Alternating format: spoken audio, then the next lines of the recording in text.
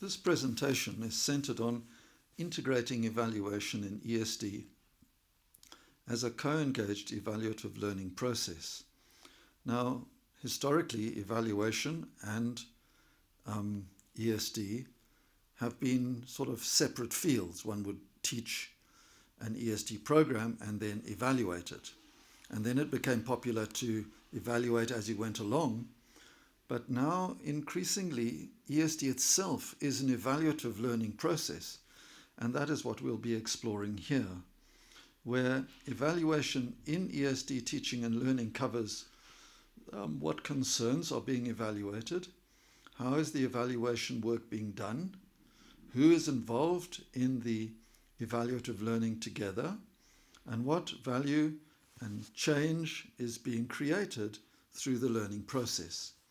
And this led us to begin to think of evaluation around the concerns as evaluation for ESD, evaluation as an ESD process, then people doing it together in a learning progression, and finally looking at evaluation of what's happened through this process. So evaluation has been integral to ESD in the thinking that is behind this review process. And here we're reviewing ESD as evaluative action learning, not as an intervention for behavior change that will be evaluated, but in a very different light. And the goals that we're looking to address here are to use the Sustainable Development Goals as an evaluative tool for learning, to expand conventional subject pedagogy for ESD as evaluative action learning in a curriculum setting in a subject area, and to extend conventional assessment and evaluation practices in ESD to explore the dimensions that are excluded from traditional evaluation practices, and to approach the evaluation of ESD not only as outcomes, but inclusive processes of ethics-led evaluative learning. And for this, we're going to be drawing on case materials from the Handprint Care Teacher Education Collaboration, the UNESCO Sustainability Starts with Teachers program, and also the United Nations evaluation work that we did in Southern African RCEs. The perspective that we're trying to develop on evaluation is what we call a nested approach. So you've got evaluation for ESD, evaluation as an ESD pedagogy of evaluative learning. You've got it in ESD with the participants doing the evaluation work around concerns. And you've got it evaluation of ESD and the outcomes and impacts that have been associated with the co-engaged participatory work that has been done. If we go into the conventional evaluation literature, you'll find formative evaluation, process evaluation, and summative evaluation, and that's reflected in the nested diagram. So there is one big shift that has occurred, and that is away from the idea of the creation of awareness and changing values and attitudes and behavior change to a much more inclusive process where knowledge and experience allow students to recognize concerns, to assess value and act on matters of concern. This is a significant shift because then you can see that rather than being acted upon to produce change, they are acting evaluatively in a situation to produce change. So it's much more agentive and participatory approach. And here we look at the SDG wheel and we look at ESD competences. Into process evaluation now, transformative learning with backcasting in subject disciplines. We'll explore some tools for that.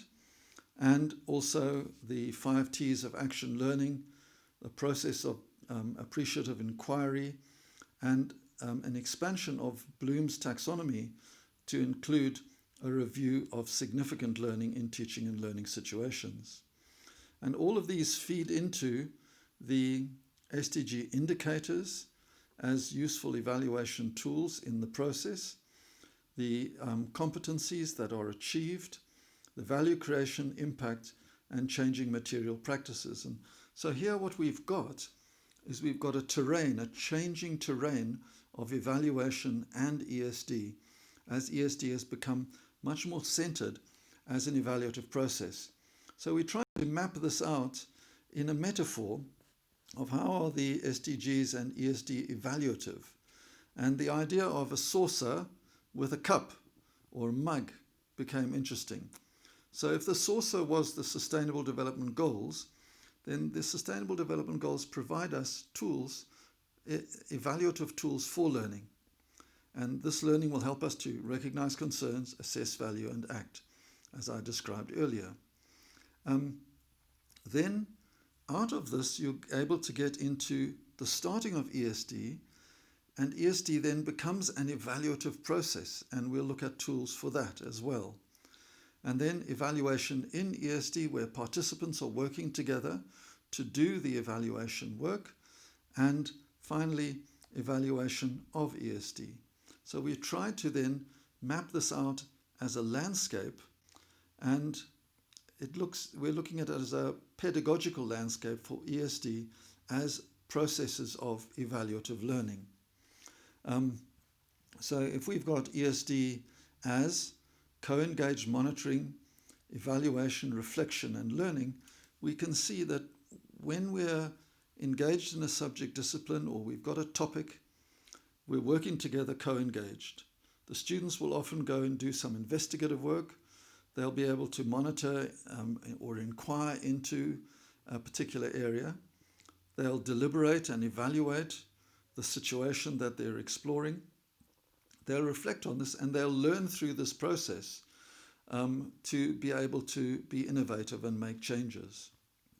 So in this way, ESD, to recognize, assess, and act, is an important conceptual tool for ESD as an evaluative process. And this happens through various evaluative learning processes to recognize concerns, envisage change, create value, co-construct futures, innovate. And this is to come to realize change, outcome changes, impact, scaling, and just general change through an ESD process. So if we take the 4 ideas for ESD, we've got the SDG wheels and competencies as tools for evaluation to set up an ESD process. Then we've got evaluative learning and backcasting and various other pedagogical approaches that we can use in ESD as an evaluative process. And then in ESD, we've got tools that we can use to evaluate the learning interactions, the 5 T's, the collaborative learning that's happening in appreciative ways, and also going beyond Bloom to significant learning that is important in ESD as an evaluative process. And finally, on into the assessment of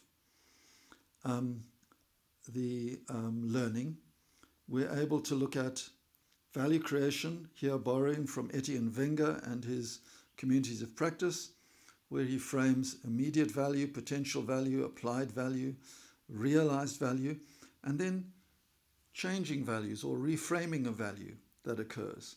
So this is a very useful evaluation tool for work with the SDGs as indicators to assess how well we realize change in terms of outcomes of a learning process, the impact of this, scaling associated with it, and change associated with it. So this is a map of an evaluation terrain, and in the next 4 videos, short little video presentations, we will examine evaluation for ESD, examine evaluation as an ESD process, examine evaluation as an inclusive process in ESD activities, and finally, evaluation of ESD. And hopefully, as you go through these slides, you'll pick up ideas that will be additive in terms of the way you're doing things already, and you'll be able to think of other examples that would be useful to begin to approach ESD as an evaluative process that needs to be evaluated in a variety of ways. And here are some references that might be helpful to begin to open up this terrain for you.